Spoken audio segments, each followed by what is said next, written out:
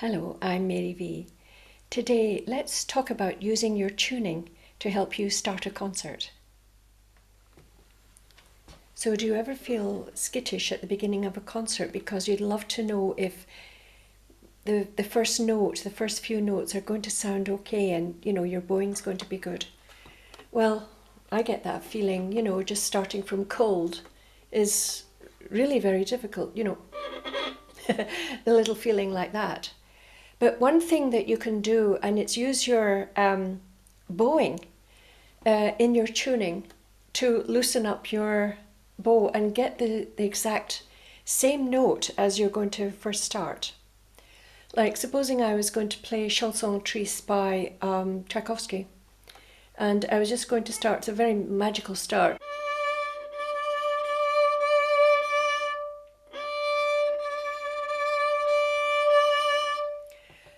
It can feel quite hairy.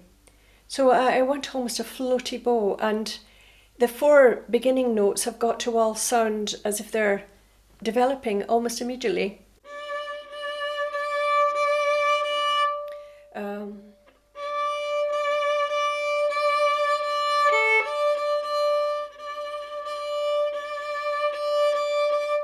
So there's quite a lot of creepy feeling about that, there's a nervousness and everything, but there's quite a lot you can do in your tuning up. Just play the same or different notes, but use the same type of bow that you're going to start with. I think playing with harmonics at the beginning before you start your playing is absolutely fantastic. It loosens everything up. You can hear the sound of the hall with people in it because it's very different from when it was empty. You can loosen off your bowing quite a bit.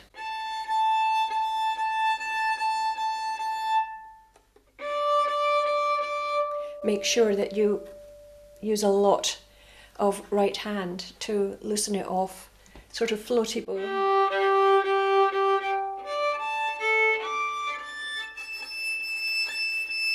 You can hear your violin ringing out. Lovely. And then just start.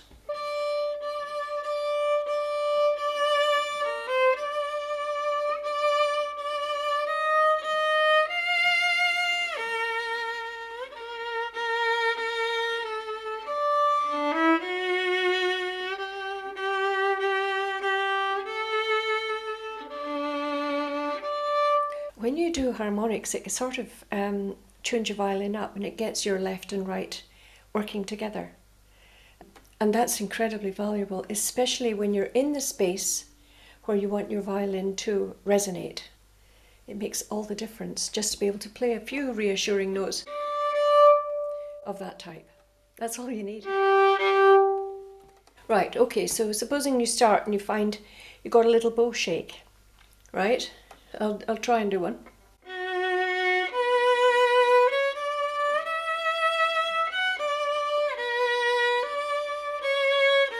Now, it didn't really come across. There was a bow shake there, okay?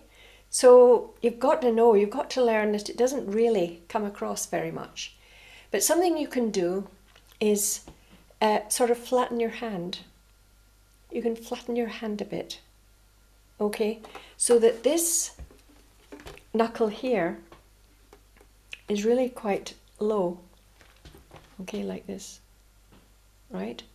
And that gets you really, really close to the bow, and it usually stops the bow shakes, because what it means is that you've slightly turned your hand a little bit towards the first finger. Seems to cure the bow shake, so do try that. So that you don't have a feeling that your arm is in the air, but you've got a little bit more solidity and you're closer to the bow. It's a very interesting thing, but it always works actually for everyone.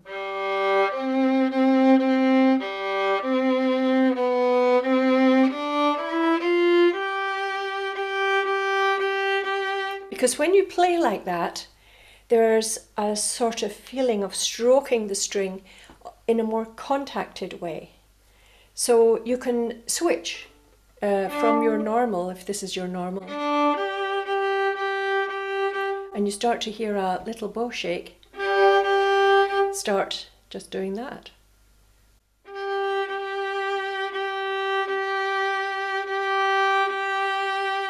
It's amazing how it sorts out and solidifies your bowing. It also helps you to get to the heel a lot better.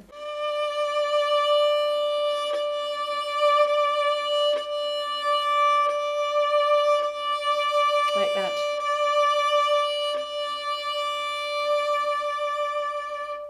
I think the point is that if you have one position and something starts to happen, you need to have a few things that you can adjust to, so that that one thing isn't usually adequate. Switch to something else, and then you've got two things that you can have. You might have 3 or 4 or 5, so that when this happens and that happens, you can actually switch and carry on absolutely no problem.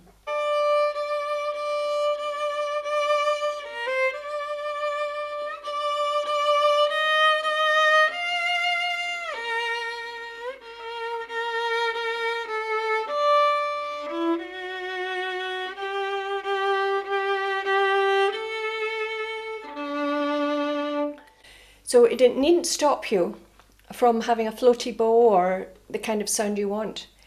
But I think having different ways of holding the bow is also extremely good.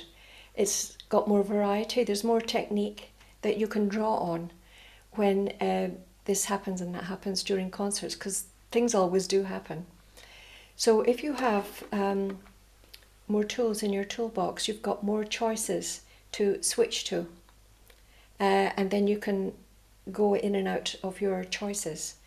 And that's what really, really helps you to move forward, when you don't have to just play in one way. Because when it breaks down, as sometimes it does, you've got something else that you can switch to. Mentally, that makes you so strong. It makes you able to deal with anything. So I hope that little tip has helped you, and I'll say bye-bye for now. Bye.